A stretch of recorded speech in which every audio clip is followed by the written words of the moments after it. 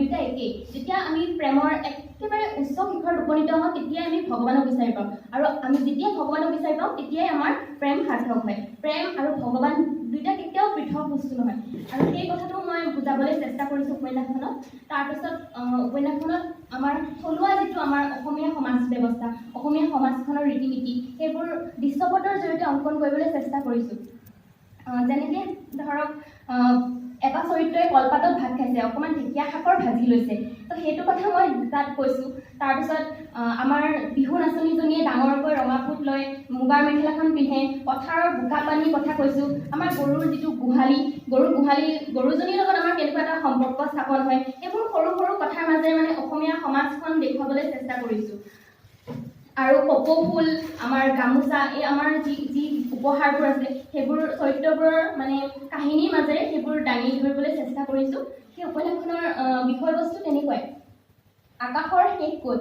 আকাশ যেনেকুৱা বিশাল, আমাৰ মনবোৰো তেনেকুৱা বিশাল হ'ব লাগে, আৰু আমি সুৰুজ হ'বলৈ আমি চেষ্টা কৰিব নালাগে। আমি প্ৰতিজন ব্যক্তিয়ে এজন এটা সুৰুজেই হয়, কিন্তু আমাৰ যিটো সমাজ ব্যৱস্থা, আমাৰ যি পৰিৱেশ, সেই মানে পৰিৱেশটোৱে কি কৰে, আমাৰ আত্মবিশ্বাসটো কমাই পেলাই আমি নিজকে বহুত সৰু বুলি ভাবিবলৈ লওঁ। সেই আত্মবিশ্বাসটো যদি আমি সদায় নিজৰ মাজত ৰাখিব পাৰোঁ, আমাৰ পৰিধি নাই কোনো, আমি অসীম, আমি সেই আকাশখনৰ দৰে। সেই আকাশখন আমাৰ মাজত আছে, আমি আকাশৰ মাজত আছোঁ। গতিকে নিজৰ সেই আত্মবিশ্বাসটো যাতে আমি সদায় জীয়াই ৰাখিব পাৰোঁ, তাৰ কাৰণে মোৰ কলমটোৱে সামান্য প্ৰয়াস এটা কৰিছে এই আকাশৰ শেষ ক'ত উপন্যাসখনৰ যোগেদি। আৰু মই নগাঁও মহাবিদ্যালয়ত প্ৰাণী বিজ্ঞানৰ শিক্ষয়িত্ৰী হিচাপে ছাত্ৰ ছাত্ৰীক যেতিয়া মই ক্লাছলৈ যাওঁ, প্ৰথম যেতিয়া শ্ৰেণীকোঠাটো আৰম্ভ কৰোঁ, মই প্ৰথমেই গৈ পেলাই মানে পাঠ্যক্ৰমৰ বিষয় এটা গৈ পেলাই বৰ্ডত লিখোঁ। মই প্ৰথমতে বৰ্ডত লিখোঁ উই অল আৰ ইকুৱেল, আমি সকলো সমান। তাৰপিছত মই সিহঁতক সুধোঁ হয়নে, একদম জোৰকে চিঞৰি য়েছ মেম হয়। সিহঁতৰ পূৰা মানে কি বুলি কয়, এটা শব্দ আছে হিন্দীত জোচ, সেইটো উঠে। প্ৰথমতে পূৰা হয় বুলি কয়, কিন্তু লাহে লাহে আমি যেতিয়া পৰীক্ষা পাতিলে কোনোবাই বেছি নম্বৰ পাব, কোনোবাই কম পাব, লাহে লাহে আত্মবিশ্বাসটো কমি আহে। আৰু এই যে পৰীক্ষা ব্যৱস্থাটো বা যিকোনো আমি সমাজ ব্যৱস্থাটো, তই চোকা তই গাধ, এনেকৈ আমি যে যিটো লেবেলিং বুলি কয়, যিটো কৰি দিওঁ, যাৰ ফলত মানুহৰ আত্মবিশ্বাসটো শিক্ষা ব্যৱস্থাৰ কোনোবা ক্ষেত্ৰত বহুত কমি যায়, আৰু সেইবোৰ জীৱনত বহুত প্ৰভাৱ পৰে। মই বিচাৰোঁ মোৰ যিখিনি ছাত্ৰ ছাত্ৰী সেই ছাত্ৰ ছাত্ৰীখিনিয়ে যাতে সেই আত্মবিশ্বাসটো কেতিয়াও নেহেৰে। আমি যে সুৰুজ, আমি প্ৰতিজন মানুহে এটা সুৰুজ, সেই কথাটো যাতে জীৱনৰ কোনো মুহূৰ্তত আমি পাহৰি নাযাওঁ, তাৰ বাবে মই ছাত্ৰ ছাত্ৰীসকলক সদায় প্ৰেৰণা যোগাওঁ, আৰু মোৰ লিখনিৰ মাজেদিও তেনেকৈ মই প্ৰেৰণা যোগাবলৈ চেষ্টা কৰিছোঁ। আৰু জানুৱাৰী মাহতে মোৰ আৰু এখন প্ৰবন্ধ পুথি প্ৰকাশ হ'ব, নামটো হৈছে অন্ধকাৰত আত্মদৰ্শন। সেইখনৰ কাম কাজ হৈ গ'ল, সাহিত্য মনোহা শাখা সাহিত্য সভাৰ অধিৱেশনত সেইখন প্ৰকাশ কৰাৰ কথা ভাবিছোঁ। তাতো মানে সেইখন উপন্যাসতো আমি সদায় ছ'চিয়েল মিডিয়াত হওক, য'ত হওক, আমি সদায় আনৰ দুখবোৰ খুচৰিবলৈ বহুত সহজ, আনক সমালোচনা কৰিবলৈ বহুত সহজ, আমি সমালোচনামূলক বহুত কথা লিখোঁ, কিন্তু আত্মদৰ্শনৰ কথা আমি খুব কম লিখোঁ।